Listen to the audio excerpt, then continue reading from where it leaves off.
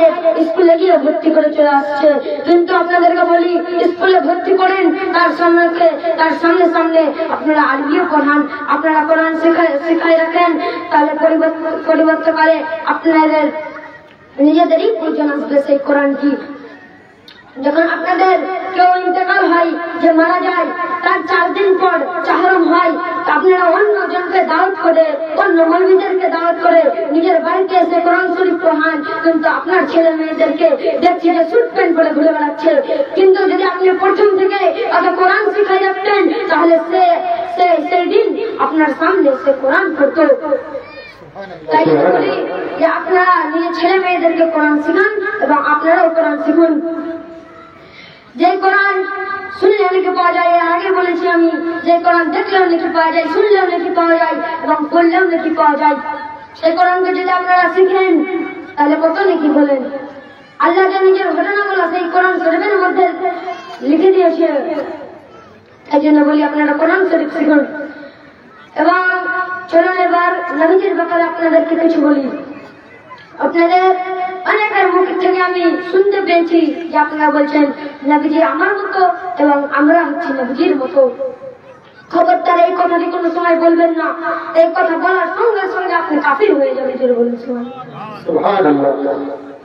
আপনারা যে এই লোক বলছেন যে নবী আমাদের মতো, আমরা নবীর মতো, তাই জন্য কোন শের কি বলছে শুনুন।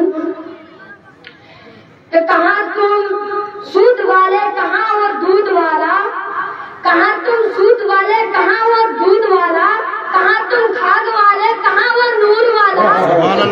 पानी में थूक दे तो पानी खराब हो जाए, और खराब पानी में थूक दो तो पानी मीठा हो जाए। कहाँ तुम खाद वाले, कहाँ वो नूर वाला। बांग्ला तर्जुमा अच्छे, कहाँ तुम माटी वाले, कहाँ तुम खाद वाले।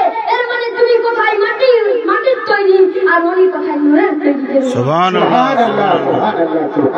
এখান থেকে বোঝা গেল যে নবীজি আমাদের মতো না, আমরা নবীজির মতো না। নবী হচ্ছে নূরের তৈরি আর আমরা হচ্ছে মাটির তৈরি। এর জন্য আলা হযরত বলে যে जमीन जन्नत तुम्हारे लिए, मक्की नमक तुम्हारे लिए, चुनिया चुना तुम्हारे लिए, बनी तो जहां तुम्हारे लिए। अगर तू ना होता तो कुछ ना होता, अगर तू ना होता तो सब कुछ होता, अगर वो ना होता तो कुछ ना होता। अपने दर को प्रथमे বলেছিলাম যে আমার নবী না সৃষ্টি হলে আসমান সৃষ্টি হতো না, আমার নবী না সৃষ্টি হলে জমিন সৃষ্টি হতো না, আমার নবী না সৃষ্টি হলে হাদিস কোরআন কিছুই সৃষ্টি হতো না। কিন্তু আপনি যদি সৃষ্টি না হতেন পুরো পৃথিবী সৃষ্টি হতে জরুরি। সুবহানাল্লাহ, সুবহানাল্লাহ, সুবহানাল্লাহ। তাই জন্য বলি বেরাদার ইসলামিয়া, আপনারা খবরদার এই কথাটি মুখে আনবেন না যে নবী আমাদের মতো, আমরা নবীর মতো। এবং আরেকটি কথা আপনাদের অনেকের মুখ থেকে শুনেছি আমি যে আল্লাহ আমাদেরকে ভালোবাসে না। তখন আল্লাহ বলছে, হে আমার বান্দা, তোদের টেনশন কিসের রে?